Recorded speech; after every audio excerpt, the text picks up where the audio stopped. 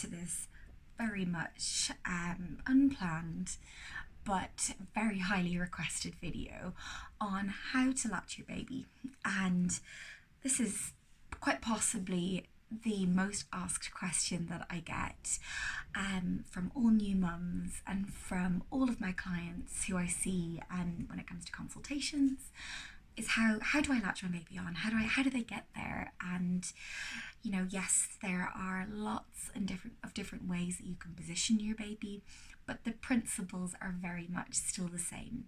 But latching your baby is the key element to successful breastfeeding.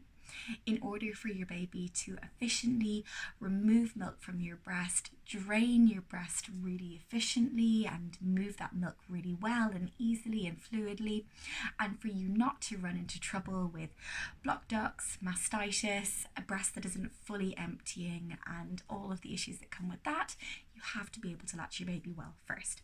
So I want to consider this a latching 101 video. I will make sure and link in the description box of this video the other videos that I have relating to knowing that your baby is well latched and the little tips and tricks that you can do to encourage a deeper latch, and there are all sorts of different videos that I can do on this. But the primary principle behind latching is your baby, when they're at the breast, uses all of these lovely oral facial muscles to transfer the milk. So they have to latch on well to the breast. They have to create a negative pressure, and a negative pressure, a seal around the breast. Negative pressure, then using downward and peristaltic wave-like motions with their tongue to transfer the milk. And their chin actually does a lot of work too. So their chin works as an anchor. Baby latches up and onto the breast like that.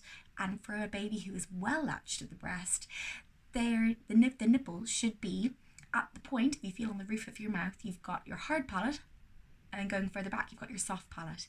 And your nipple should be at that junction between the hard and soft palate for it to be comfortable for mum, but also for baby to get more bang for their buck, more milk for their efforts at the breast. So how do I get my baby there?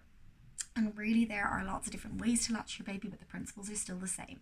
So when your baby, I'm going to latch onto a woolen breast, only for you guys.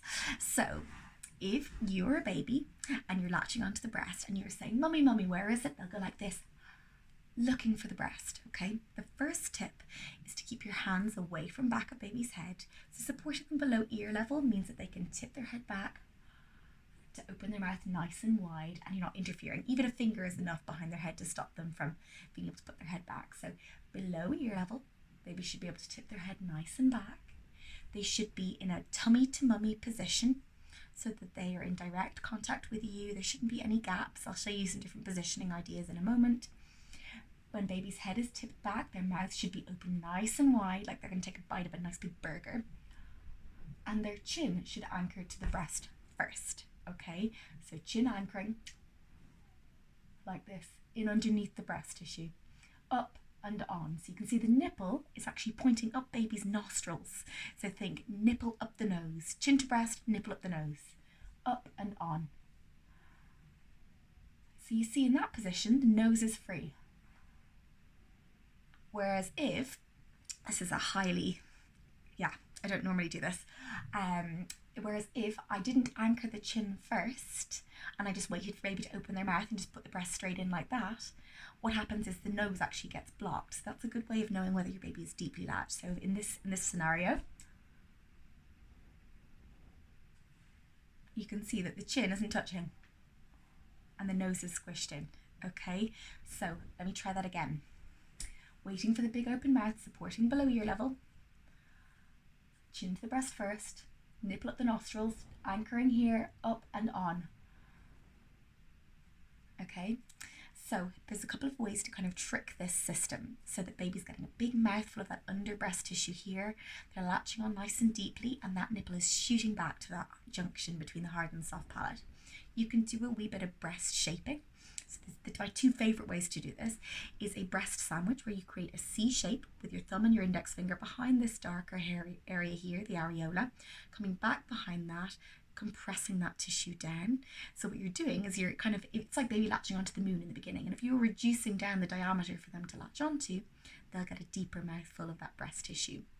The other way that you can do that is to put a little bit of pressure here just at the top, and a little bit of pressure, see what happens to the nipple? It points upwards and it exposes this under breast area here. So it means that baby's going to get a big mouthful of that. So particularly nice in those early days when the breasts are very full, you can do this technique. This is called the Flipple Technique or the nipple tilting technique. So in that scenario, same again, tilting the head back, so supporting below ear level, chin to the breast first, wait for the open mouth, that's key. So sometimes you're waiting in that extra half a second more. Big open mouth, chin to breast first, up and on, and you're flipping the nipple in.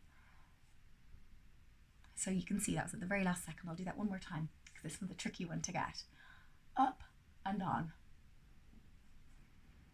So you're really flipping in. I don't know whether that was clear. I will just see whether I can find a nice video below or that I can share of a baby actually latching on at the breast. I still haven't quite decided whether I feel ready to share videos of my own baby latching onto my own breast, but for now a woolen breast will have to do.